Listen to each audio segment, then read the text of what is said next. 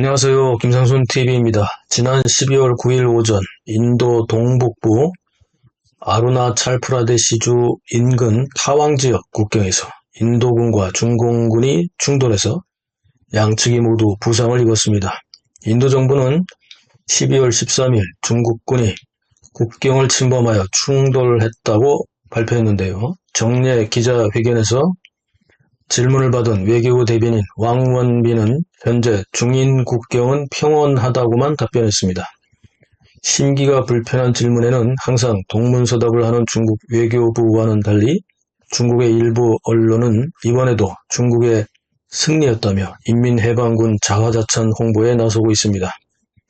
1962년 전쟁 이후 양측은 상호 확전을 막기 위하여 국경에서 충돌이 있을 때마다 암묵적으로 서로 총기를 사용하지 않고 돌이나 몽둥이를 들고 육각전을 벌여왔습니다.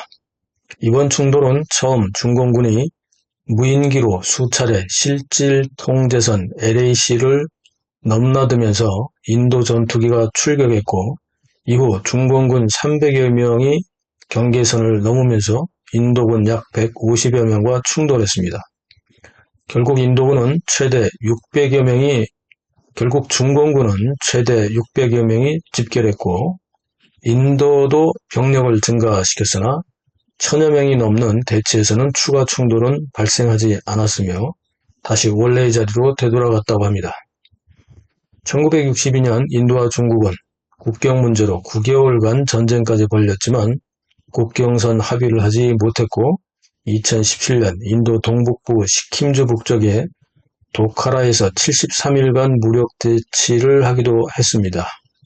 이후 계속해서 국경에서 충돌을 했고 2020년 5월 판공호수 난투국과 6월 가란 계곡 몽둥이 집단 충돌이 있었고 2021년 1월과 10월에도 국경 지역 충돌이 있었습니다. 특히 2020년 6월 인도군 20명과 비공식적으로 중공군 약 100여 명이 사망한 가란 계곡 충돌 이후 2년 반 만에 다시 국경에서 양측의 집단 무력 충돌이 발생한 것입니다. 당시 2020년 5월과 6월의 충돌은 9월까지 계속해서 충돌이 있었고 특히 8월 31일에는 5월에 중공군이 점령했던 라가크 판공호수 남쪽과 러친산 입구를 인도군이 다시 회복했죠.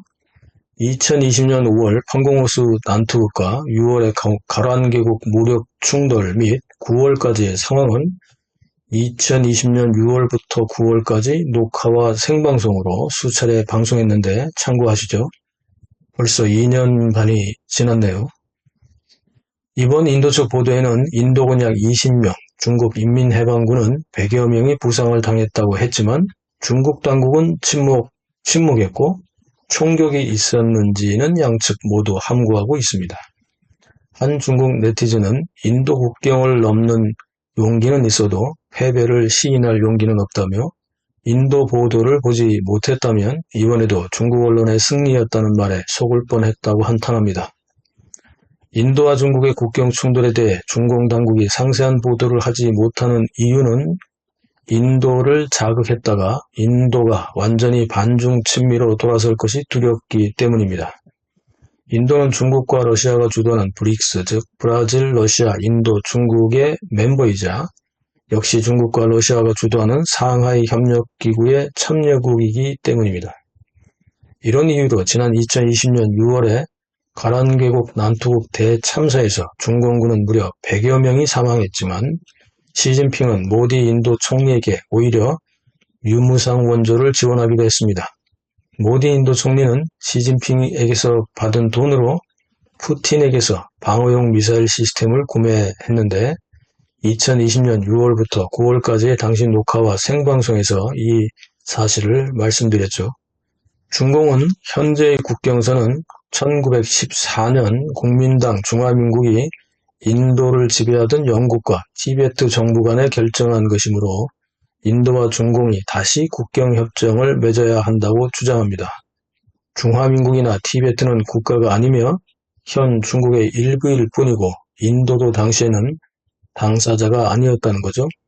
인도가 부상하면서 중국과의 충돌은 향후 점점 더 확대가 예상됩니다. 인도와 중국의 국경은 약 3,800에서 4,000km 정도인데 2006년 이래 국경 충돌은 계속해서 희생자를 발생시키고 있습니다. 양국의 국경 확정은 무려 60년이 넘게 지속되고 있습니다. 양측 모두 물러설 수 없다는 입장이기 때문에 항상 국경 지역은 전운이 감돌고 있고 아시아의 잠재적인 화약고 중에 하나로 부상하고 있습니다.